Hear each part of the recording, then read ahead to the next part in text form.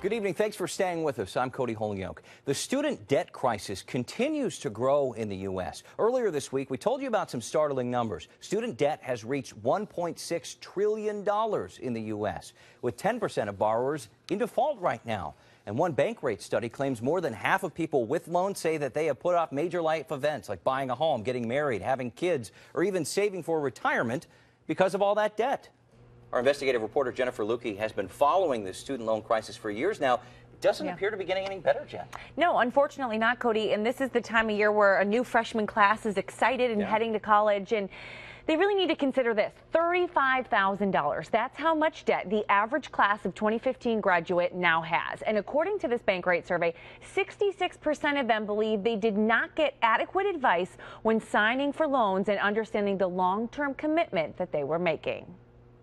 There's always a lot of excitement when students are heading off to college, and that's likely why paying for it can sometimes be an afterthought. I try not to worry about it now because I really do want to enjoy what I'm doing, but it's always in the back of your mind that I can get a job afterwards, but how well is it going to help me? I come from a family that doesn't really have that high of an income, so it's like I wanted to pick a school that wouldn't kill my parents financially and something that I could hopefully pay for when I get out of school. The key word being hopefully, but many graduates find out the hard way it's tough to keep up with huge loan payments on a starting salary. At the moment, the jobs, they're not going to cover it. The salaries are like $20,000 to $30,000 starting off, and then I still have to factor in all the other things in my life, plus housing, food, everything. And even as time goes by, things don't always get easier. In fact, it's 30 to 49-year-olds that are carrying the most student debt.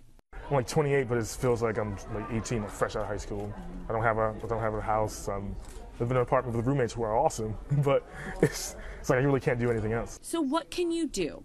If you have a good credit score, consider consolidating multiple loans into one with a private lender to get a lower interest rate. If you have federal loans, make sure you're using the income-based repayment method. Pay loans with the highest interest rates first and avoid running up balances on credit cards or taking out any new loans for as long as you can. Now, if you get behind, you need to call your lender right away. If you can't make the payments, they may be able to work with you, but you can't get in arrears before you make those arrangements.